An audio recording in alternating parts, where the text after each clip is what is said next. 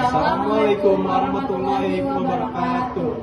Kami dari kelompok 1 yang beranggotakan saya, Rehan Safadrian dengan NIM 44241287. Saya Siti Zara dengan NIM 44241726.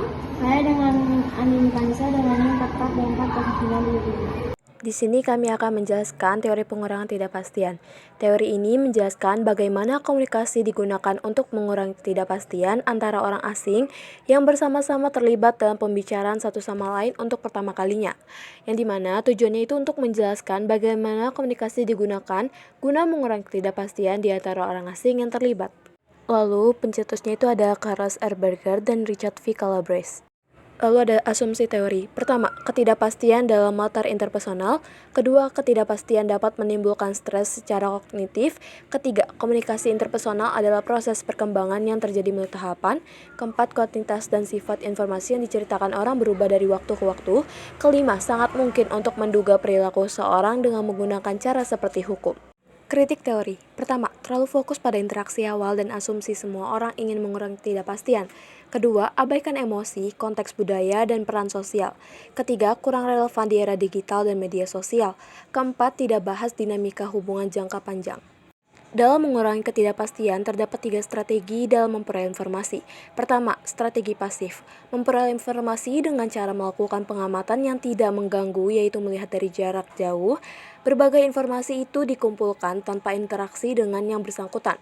Kedua, strategi aktif. Mengurangi ketidakpastian dengan cara melibatkan pihak ketiga untuk memperoleh informasi. Yang ketiga, strategi interaktif. Mengurangi ketidakpastian dengan cara melibatkan pihak ketiga untuk memperoleh informasi. Dengan ini saya akan memberikan contoh melalui videonya. Pada awalnya, Andini merasa penasaran terhadap sosok laki-laki bernama Rehan. Untuk mengurangi rasa penasarannya, Andini menggunakan strategi pasif, yaitu dengan mengamati Rehan dari kejauhan. Ia tidak mengganggu dan tidak melibatkan pihak manapun. Strategi ini dilakukan untuk mengumpulkan informasi secara diam-diam tanpa interaksi langsung. Ganteng, tapi cuek. Tadi sudah banget ya ditanya. Itu kayak temannya teman gue deh. Oh ya? Berarti dia kenal dong? Iya, emang lu suka sama dia? Lumayan sih, soalnya cakep. Woi, Pras.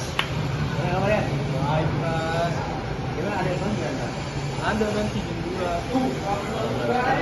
Kamu banyak nongkrong, Pras. Nongkrong aja kali ya. Yuk, Pras. Selanjutnya, Andini mulai menggunakan strategi aktif. Ia bertanya kepada seorang yang dikenalnya mengenai siapa Rehan sebenarnya. Dari proses ini, Andini memberitahu kepada Siva, teman Andini. Ternyata, Siva mengenal teman dekat Rehan yang bernama Pras. Melalui pendekatan ini, Andini memperoleh informasi tambahan dari pihak ketiga tanpa berkomunikasi langsung dengan Rehan.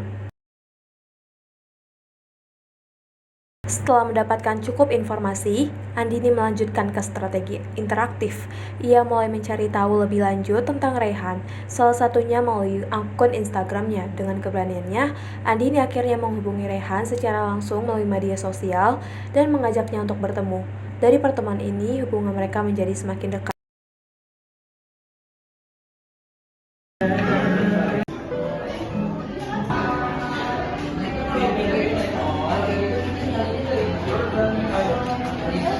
Dan Rehan akhirnya mau bertemu dengan Andini.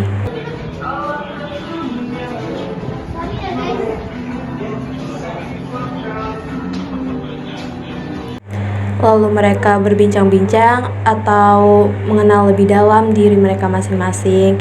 Nah, melalui ketiga strategi tersebut, pasif, aktif, dan interaktif, Andini berhasil mengurangi rasa ketidakpastian yang ia rasakan terhadap Rehan.